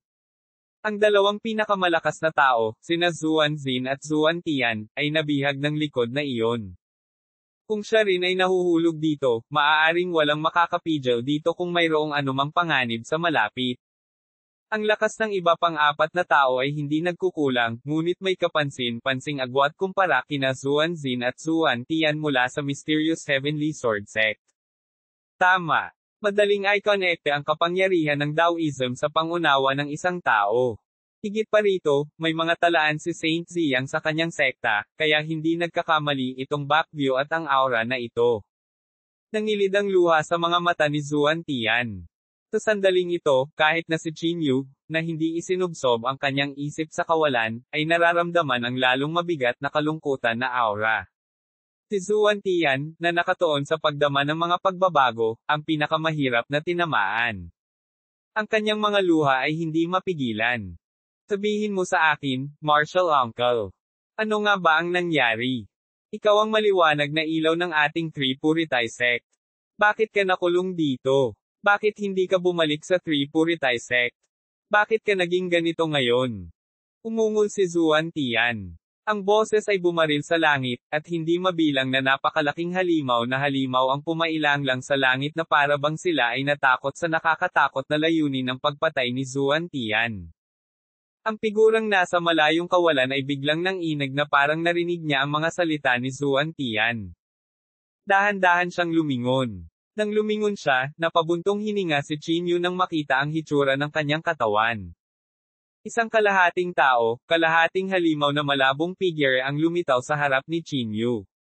Ito ay isang nakakatakot at kasuklam-suklam na eksena at nagmula sa isang masamang panloob na chi. Napanatili pa rin ang kanyang panig na tao ang orihinal na anyo nito ngunit nadungisan ng masasamang puwersa, na nagpapakita ng sakit na pamumutla. Ang kanyang balat ay naging ulcer at kulubot na parang pinaso ng apoy ng demonyo. Nababalot ng mga pasa at naglalagnat na sugat ang kanyang balat, na may dugong humahalo sa maitim na mahika, na naglalabas ng nakakasukang amoy. Nawala ang kinang ng kanyang mga mata at naging hangkag at masama. Ang kanyang mga mag-aaral ay lumawak sa sukdulan, na puno ng walang katapusang kadiliman. Nang tumingin siya sa iyo, tila kaya niyang lumunin ang iyong kaluluwa, na pumukaw ng matinding takot. Ang kanyang kalahating halimaw na bahagi ay nagpakita ng isang baluktot at baluktot na masamang anyo. Ang kanyang halimaw na katawan ay natatakpan ng matutulis na buto at galame, na parang isang sira na halimaw. Kulay itim na pula ang balat nito at nagbuga ng nakapapasong apoy ng halimaw na para bang nagbubuga ito ng maitim na kapangyarihan na maaaring sirain ang lahat anumang oras. Ang kanyang bibig ay puno ng matatalas na ngipin, naglalabas ng bulok na amoy na nag-udyok ng malalim na pakiramdam ng pagkasuklam at pagkasuklam. Isang santo ang sinapian.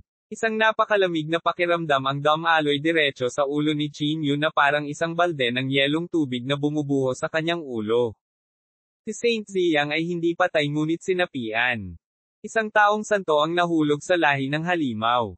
Ang balitang ito ay malamang na mabigla sa buong mundo ng tao, ngunit ito ay talagang lumitaw sa harap nila. Dahil ba sa pagsalakay ng makalangit na lahi ng halimaw na sinapian si Saint Ziyang? Maaari ba nating alisin ang makalangit na lahi ng halimaw at tingnan kung maibabalik natin si Saint Ziyang? Nag-aalalang sabi ni Qin Yu. Kung ito ay nagpakita ng kanyang lakas, walang sino man dito ang makakaalis. Ang aking mga ninuno ng Daoist ay may Dao-isip na kasing lakas ng langit. Kung ang langit ay hindi masira, ang kanilang mga Dao na isipan ay hindi masisira. Kaya naman, paano sila masasalakay ng makalangit na halimaw? Malamang na si Martial Uncle ay nakatagpo ng isang matinding emosyonal na epekto, kaya't ang kanyang Dao-isip ay nawala ng kontrol at sinalakay ng madilim na kapangyarihan. Kung hindi, anong uri ng kapangyarihan ang makakapagpabago ng isang santo? Naikuyom ni Zuan Tian ang kanyang mga kamao ng mahigpit. Tumango si Qin Yu, bagamat hindi niya naiintindihan ang Tripurity sect. Gayunpaman, nakipag-ugnayan siya sa mga pari ng Daoist sa Earth at nagkaroon ng kaunting pag-unawa sa kanilang landas sa paglilinang. Ang mga karakter ng Daoist ay madalas na hinahabol ang paglayo mula sa mga emosyon at pagnanasa, na ginagawang hindi maarap ang kanilang panloob na sarili. Maaaring itago nila ang kanilang tunay na intensyon at damdamin, at habang lumalalim ang kanilang espiritual na paglilinang, lalo pa nilang ikinubli ang mga ito. Maliban kung hinawakan ng isa ang partikular na malambot na lugar na iyon, kahit ang kamatayan ay hindi mag-trigger ng emosyonal na pagbabago-bago sa kanila. Kung tungkol sa santo, mas malalim ang malambot na lugar. Mula noong sinaunang panahon, narinig lamang nila ang pagbagsak ng santo ngunit hindi ang pagkakanulo. Ito ay isang hindi maisip na bagay. Si Saint Ziyang sa kalangitan ay lumilitaw na malinaw kung minsan at ilusyon kung minsan. Ang kanyang halimaw na katawan kung minsan ay naglalabas ng nakakatakot na mapangwasak na bagyo at sa ibang pagkakataon ay nagkakaroon ng kailan-awan. Nakatitig sa lahat ang mapupulang dugo niyang mga mata na ikinagapos ng lahat. Kailangan nating mag-isip ng paraan para umatras. Halos 80% na siyang nademonyo, at unti-unting natatakpan ng madilim na enerhiya ang kanyang mga mata. Kung gagawa siya ng hakbang, natatakot ako na walang sino man sa atin ang makakalaban sa kanyang pag-atake. At saka, natuklasan namin ang sikreto ng lugar na ito. Natatakot ako na hindi tayo paalisan ng mga madilim na nilalang sa malapit. Pinaikit ni Chinyu ang kanyang mga mata at sinabi. Naramdaman niya ang hindi mabilang na maitim na nilalang na nagtitipon patungo sa lugar na ito. Kung atakihin tayo ni Martial Uncle, siguradong mamamatay tayo. Gusto kong gamitin ang Firefly power ko para subukang makipag-usap ulit kay Martial Uncle. Si Zuan Tian ay pumailang lang sa langit at huminto sa isang lugar na malayo sa Saint Ziyang. Hindi naman sa ayaw niyang lumapit pero hindi niya magawa. Parang may domain sa pagitan nila. Gaano man siya kabilis, may distansya sa pagitan niya at ni Saint Ziyang. Sa pagtatapos ng paglalakbay, lumingon sa likod, pagnilayan ang orihinal na mithiin, at bumalik sa pagiging simple at katotohanan. Ang dakilang daw ay walang anyo at nagsilang ng langit at lupa. Ang dakilang daw ay walang emosyon at nagpapagalaw sa araw at buwan. Walang pangalan ang Great Daw, ngunit pinangangalagaan nito ang lahat ng bagay, makasaysayan. Hindi ko alam ang pangalan nito, ngunit pinilit kong tawagin itong Daw. Ang tinatawag na Daw ay malinaw at maputik, dynamic at static. Ang langit ay malinaw, at ang lupa ay maputik. Ang langit ay dynamic, at ang lupa ay static. Nabawi na ni Zuan Tian ang kanyang kalmado. Naka-crossleg siya sa ere. Kabanata 2549, naging halimaw si Saint. Ang kanyang boses ay kasing linaw at solemn na gaya ng Sanskrit na tinatawag ang pangalan ng dawis ng maluwag. Ang tinig na ito ay tila nagmula sa malayong kailaliman ng kawalan, umaalingaw-ngaw tulad ng mga gumugulong na gintong kampana na umaalingaw-ngaw sa pagitan ng langit at lupa, na nagdudulot ng pag-indayog sa diwa ng isang tao. Habang lumalakas ang boses ni Zuan Tian, tila nagyelo ang hangin, at kumalat ang isang nakamamatay na aura. Ang mga soundwave ay parang matalas na talam, na pumupunit sa kawalan at pinuputol ang lahat ng mga hadlang na humaharang sa kanilang landas pasulong. Naramdaman ni Chinyu ang panginginig ng kanyang puso. Parang umaalingaw-ngaw ang boses niya mula sa kaibuturan ng kanyang puso. Bawat salita ay nagtatanong sa kanyang puso. Sa pagtatapos ng paglalakbay, lumingon sa likod, pagnilayan ang orihinal na mithiin, at bumalik sa pagiging simple at katotohanan. Sa pagbabalik tanaw, pagnilayan ang orihinal na adhikain. Kahit na naapektuhan lang siya, si Chinyu ay gustong magmuni-muni. Nagsumikap ba siya sa lahat ng mga taon na ito? Bakit naging mahina pa rin siya ngayon? Hindi niya kayang talunin ang isang santo. Nagkasala ako. Tinilip ko si Tita Lee ng sekta na naliligo. Hinawakan ko pa ang kamay ko. Si Zhang Ziyang, na ang lakas ng pag-iisip ay mas mahina, ay nakitang mas hindi ito matiis at umiyak ng mapait sa lupa. Diba almost 4,000 years old na si Tita Lee? At saka, hindi naman naduduwal ang itsura niya, pero mas malaki lang ang puwet niya. Hindi ko akalain na ganoon pala ang libangan mo. Hindi nakaimik si Liang. Hinamak din siya nina Shen Chen at Shen Rose sa tabi. Nakakatakot na tunog ng interogasyon ng dawis. Maaari ba nitong gisingin ang semi-tao at semi-Saint Ziyang? Nakasimangot si Chinyu habang nakatingin kay Saint Ziyang, na naliligaw sa hangin at nababalisa. Talagang imposible kung ito ay si Saint Ziyang. Gayunpaman, ang kanyang kalagayan ay dapat na nasa ilalim ng lambak ngayon. Sa pag-aaway ng kalahating tao at kalahating halimaw, hindi siya dapat nasa ika-6 na antas na kaharian ngayon. Kung hindi, hindi matukoy ni Lord Su Xinghe ang kanyang panloob na chi. Ang aura ng santo ay parang maliwanag na buwan sa kalangitan. Imposibleng itago ito ng matagal, anuman ang paraan na ginamit. Hindi nang ahas si Zuanzi na kumpirmahin. Pagkatapos ng lahat, ito ay isang santo. Lahat ng uri ng pagbabago ay naging posible. Sa Saglit siyang nag-alinlangan bago nagpatuloy. Pagkalipas ng mahabang panahon, walang nakadetect sa panloob na chi ni Saint Ziyang. Tiyak na nangangahulugan ito na ang kanyang cultivation realm ay bumaba na. Sa sandaling ito, ang kanyang kaluluwa ay dapat na nasa napakahinang estado. Marahil ay maaaring gisingin ni Junior Brother Zuan Tian ang kapangyarihan ng sangkatauhan sa kaluluwa ni Martial Uncle. Sana nga. Natatakot ako na hindi ito magiging ganoon kakinis gaya ng nasa 80% na ng halimaw na katawan ni Saint Ziyang. Tiningnan ni Chinyu ang katawan ng taong halimaw na may bahagyang pag-aalala. Ano ang maaaring maging sanhi ng pagkawala ng isip ng isang santo at hayaan ang madilim na kapangyarihan na salakayin siya sa mamba na kagubatan? Sa kawalan, biglang bumagsak ang isang malakas na kulog, at isang pamilyar na panloob na chi ang kumalat mula sa langit. Ang universo ay tila nilamon ng kadiliman sa isang iglap. Isang hindi maipaliwanag na madilim na enerhiya ang lumabas sa kawalan. Ang dilim na ito ay walang katulad na siksik, tulad ng isang walang hangganang kailaliman. Ang pagnanais na lumunin ang lahat ay nagmula rito. Agad na napuno ng maitim na enerhiya ang buong mundo, tumatagos sa bawat sulok at nakapalibot sa lahat. Nalampasan nito ang lahat ng pangunawa at walang hugis o masa, ngunit mayroon itong walang kapantay na pakiramdam ng pang-aapi at nakakatakot na kapangyarihan.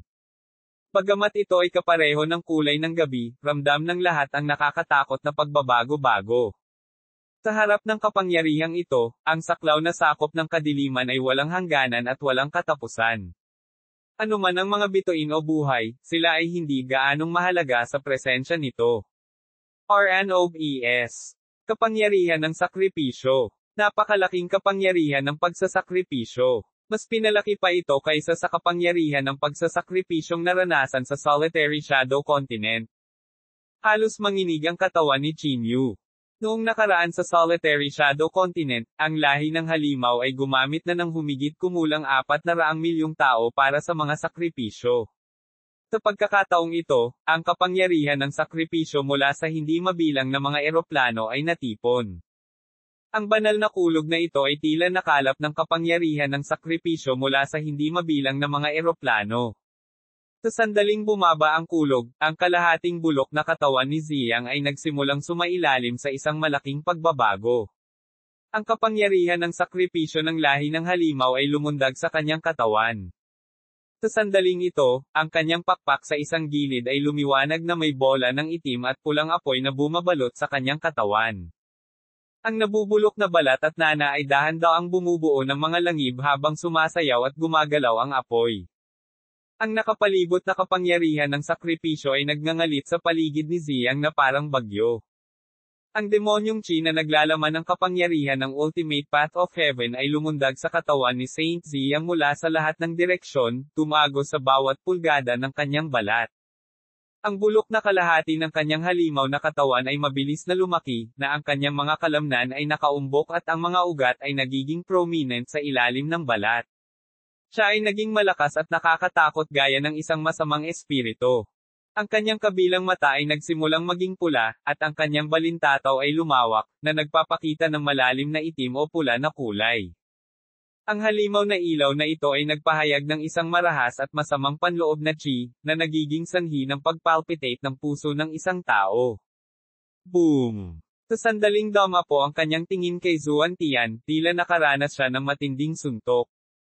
Ang kanyang buong katawan ay bumagsak ng husto sa lupa, at siya ay nasa bingit ng kamatayan. Sa kanyang katawan, biglang nabasag ang isang sachet at nahulog sa lupa. Ito ang Guardian Celestial Deeper na ibinigay ng Sect Master Senior Brother. Maaari itong maprotektahan laban sa pag-atake sa Peak of Tribulation Transcendent. Sa isang sulyap lang, sinira nito ang mahiwagang artifact na ito at malubhang nasugatan si Zuan Tian. Natahimik ang lahat. Ang 6 na tao na sa simula ay umaasa na may pagpapatuloy ni Ziyang ang kanyang katawan ng tao ay lubos na sumuko. Ang kapangyarihang ito ay nalampasan ang mga limitasyon ng kung ano ang maaari nilang harapin.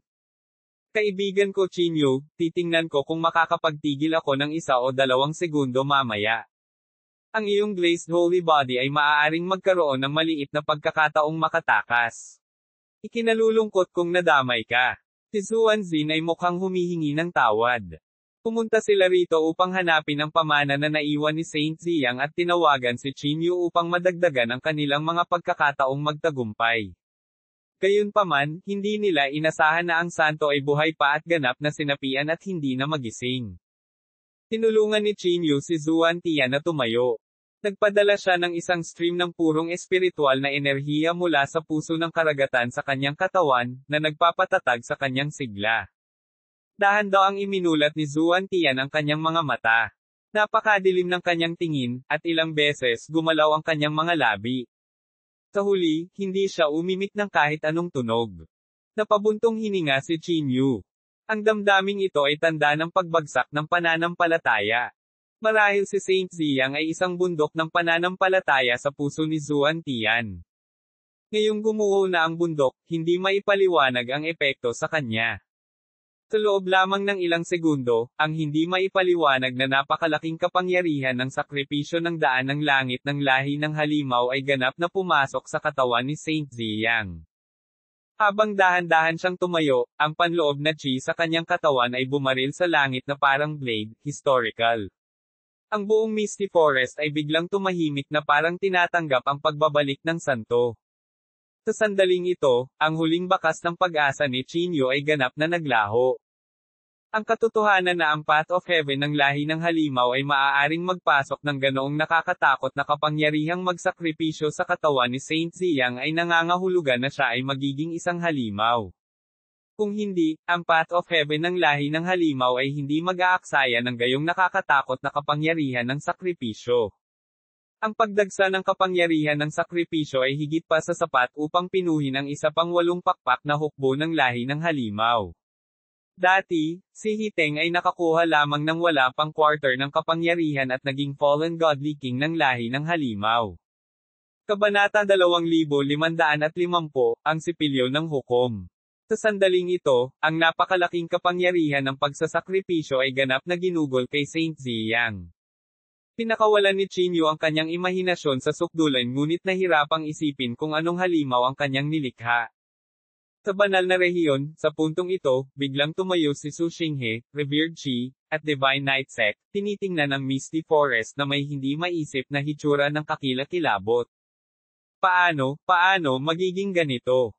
Sa Purgatorio, sabay-sabay na tumingin sa Misty Forest ang mga sect masters ng 4 na paaralan at 4 na sekta. Hindi lang namatay si Saint Ziyang, nahulog din siya sa landas ng Demon. Ang babaeng nakamaskara at si Ziyang ay ginulo na ang balanse ng kapangyarihan. Aling direksyon ang tatahakin ng sangkatauhan mula rito? Talaga bang gusto ng langit na lipulin ang ating sangkatauhan? Ang ganitong uri ng epekto ay mas nakakagulat kaysa sa babaeng nakamaskara na pumasok sa ika-5 antas at pumasok sa kaharian ng santo. Mula sa simula ng primordial na panahon, hindi kailanman nagkaroon ng isang halimbawa ng isang banal sa sangkatauhan na inaangkin. Higit pa rito, si Saint Ziyang, na pinalakas ng kapangyarihan ng sakripisyo ng lahi ng halimaw, ay nagtataglay ng napakatinding momentum na nagdulot ng matinding kaguluhan kahit na sa panloob na kapayapaan ng iba pang mga santo. Bang! Hindi napigilan ng lahat na yumuko ng ganap na pinakawalan ni Saint Ziyang ang kanyang panloob na chi. Sa huli, malakas na bumagsak ang kanyang katawan sa lupa na para bang ito lang ang tanging paraan upang bahagyang malabanan ang nakakatakot na presyon. Sa kalangitan, dahan-dahang tumayo si Saint Ziyang at tumingin sa kanilang direksyon. Ang primordial sky concealing mirror ay nagpakawala ng tunog ng pagiging sobra. Kasama ang kalasag na nabuo ng spiritualization technique ni Qinyu, naroon din ang Seal of Guardian ni Zhang Ziyang at Liang. Sa isang iglap, natatakpan sila ng mga bitek. Bukod dito, ang napakalaking presyon ay tila piniga mula sa lahat ng direksyon. Agad na pinalabas ni Qinyu ang kapangyarihan ng kanyang 6 na acupoints, pagkatapos ay dahan-daang tumayo. Ang katawan ni Zuanzin ay nagsimulang manginig ng husto. Ang Green Duckweed Sword sa kanyang kamay ay tila naramdaman ang kanyang iniisip at nagpakawala ng malakas na pag-awit ng espada. Gayunpaman, habang ang santo ay nagpakita sa kanila, ang lahat ng kanilang mga pakikibaka ay naging partikular na katawa-tawa. Halos lahat ay pinalipad. Nagkaroon lang ng oras si Chinyu para ibuka ang kanyang mga braso bago niya naramdaman ang panginginig ng kanyang buong katawan. Sa huling sandali ng kanyang pag-iisip, isang pares ng itim na pulang mata ang kanyang nakita. Ito ay tulad ng isang pares ng mga banal na mata. Hindi maramdaman ni Chinyu ang anumang emosyon sa loob. Mayroon lamang naisip na wasakin ang mundong ito. Pagninilay. Ang demonic brilliance divine power. Isang pakiramdam ng takot sa kamatayan ang bumalot sa kanya, at halos hindi namamalayan na ibinuhos ni Chinyu ang kapangyarihang ito. Ito ba ang kapangyarihan ng santo? Pagkatapos ng welga, parang nawala lahat ng nararamdaman sa katawan niya. Naramdaman na lang niya ang puso ng karagatan sa kanyang katawan na naglalabas ng nakakainis na hagong. Pakiramdam ko ay tumagal ito ng 1 minuto, ngunit tila 1 siglo na ang lumipas. Si Chinyu ay unti-unting bumalik sa kanyang katinoan, bahagyang natulala habang lumilingon sa paligid. Ang hanay ng bundok ay napunit, at ang mga bato ay gumuho, na bumubuo ng napakalaking bitek at bangin. Ang orihinal na paliko-liko na ilog ay naging lumiligid na lava, na nagpapainit sa lupa at gumagawa ng mga sumisichit na tunog. Ang lahat ng nabubuhay na nilalang at buhay ay naiwan sa paghihirap at kapanglawan. Bukod sa gumugulong na lava, ang lugar na ito ay naging isang dilaw na patay na desyerto. Sa sandaling ito, kahit na ang pag-angat ng isang daliri ay parang isang nakakadurog na pakikibaka para sa kanya. Nakaalis na ang itim na anino. Naramdaman ni Chinyu ang kanyang sarili na nanginginig ng hindi mapigilan. Malinaw niyang naramdaman na alam ni Ziyang na hindi siya patay, ngunit tila wala siyang pakialam na umatake muli. Umalis siya ng ganun-ganun lang. Sa tabi niya, sina Zuan Xin, Zuan Tian, Zhang Ziyang, Liang, Shen Chen, at Shen Ro, silang 6 ay tuluyan nang nawala na parang hindi nagpakita. Biglang nalungkot si Chinyu. Sa unang pagkakataon, naramdaman niya ang pagpapahalaga sa isa't isa sa iba't ibang paksayon. Ang madaldal na si Zhang Ziyang, ang magiliw na Shen Chen, Shen Ro, at ang malayong duo mula sa mysterious Heavenly Sword Sect. Maging si Zuan Tian, na dati ay gustong pumatay sa kanya, ay hindi man lang nagtago ng kanyang intensyon. Para sa kanila, tila ang mga bagay sa dilim ay isang bagay na kanilang hinamak. Bukod dito, bihira para sa mga tao mula sa 3 magkakaibang sekta na maging kasing lapit ng magkakapatid. Ang Green Duckweed Sword, na sinaksak sa lupa at umuugoy-ugoy, ay nagpakawala ng isang malambot na espada na umawit na parang nananaghoy sa paglisan ng kanyang amo. Pinalibutan siya ng lahi ng halimaw mula sa lahat ng direksyon, Death Godly King, Titan King, ang Nine-Winged Monster Race Army, at maging ang Dark Monster Beast na may malakas na internal chi. Ginamit ni Chinyu ang Judge's Brush. Isang boses ang biglang tumunog sa dagat ng kamalayan ni Chinyu. Boses iyon ni Immortal Emperor Yao. Sa sandaling ito, siya ay medyo tulala. Hindi niya namamalayan na inilabas ang Judge's Brush na hindi pa niya nagamit noon. Dahil nilabanan ni Jun Yixian si Saitegarba, hindi siya nang ahas na gamitin ang brush na ito dahil sa takot na ma-detect. Ito ang unang pagkakataon na tiningnan niyang mabuti ang brush. Ang baras ay gawa sa itim na bakal, mabigat at malamig. Ang dulo ng brush ay parang malamig na buwan, mislan at matalim, na naglalabas ng malamig na aura. Makasaysayan. Sa isang iglap, malakas na nanginginig ang Judge's Brush. Ang dulo ng brush ay nagbuga ng mahinang lamig, na tila nag-uugnay sa hangganan sa pagitan ng buhay at kamatayan. Sa sandaling iwinagayway ni Chinyu ang brush ng buong lakas, isang hindi maipaliwanag na kapangyarihan ang lumabas. Parang tinte mula sa dulo ng brush na nahulog sa paligid. Sa isang iglap, naramdaman ni Chinyu ang omnipresent na impormasyon na pumasok sa kanyang dagat ng kamalayan. Bawat dampi ng Judge's Brush ay tila nagbukas ng pinto sa isa pang hindi kilalang mundo. Ang dulo ng brush ay nagbuga ng mahinang lamig, na tila nag-uugnay sa hangganan sa pagitan ng buhay at kamatayan. Harap niya. Sa sandaling ito, ang 6 na panloob na chi ay biglang konektado sa Judge's Brush. Ang nakaraan, kasalukuyan, at hinaharap ng 6 na tao kasama na ang trajectory ng kanilang mga kapalaran at posibleng mga punto ng pagbabago, ay biglang lumitaw sa dagat ng kamalayan ni Chinyu. Gusto kong manatiling buhay kayong lahat. Hinawakan ni Chinyu ang judge brush gamit ang dalawang kamay at isang madugong salitang, buhay, ang iginuhit sa kanyang harapan. Sa bawat hagod, tila sinisipsip ng judge's brush ang laman at dugo ni Chinyu na tuyo. Ang nakakatakot na puwersa ng pagsipsip ay naubos pa ang enerhiya ng bawat cell ng kanyang glazed holy body. Ang pinagmumula ng buhay na iniwan ng puso ng karagatan ay ganap na ngayong hinigop ng brush ng hukom. Gayunpaman, ang nakakagulat na dami ng enerhiya ay hindi sapat upang matugunan ang mga pangangailangan ng judge's brush. Nang dama po ang huling hampas, ang katawan ni Chinyu ay agad na naging matandang lalaki mula sa isang ordinaryong kabataan. Hindi mabilang na mga larawan ng reincarnation ang lumitaw sa dulo ng brush. Sa susunod na sandali, lumitaw muli ang 6 na tao sa lugar. Blanca ang mga mata nila na parang wala pa silang reaksyon. The Judge's Brush. Hindi ba ito ang pinakamataas na kayamanan ng Ghost Realm? Bakit ito lumitaw sa mga kamay ng taong ito? Hindi kaya ang Ghost Realm ay nagtaksil sa alyansa? Isang dagindong ang pinakawalan ni Titan. Hindi mataas ang posibilidad na mangyari ito. Marahil ay may nangyari sa Ghost Realm at kaya pinayagan ang isang sangkatauhan na makuha ang Judge's Brush. Gayunpaman, ito ay isang pambihirang pagkakataon. Kung makukuha natin ang pinakamataas na kayamanan ng Ghost Realm, maaari tayong umunlad pa. Sa unang pagkakataon, lumitaw ang isang baliw na tingin sa mga mata ng Death Godly King.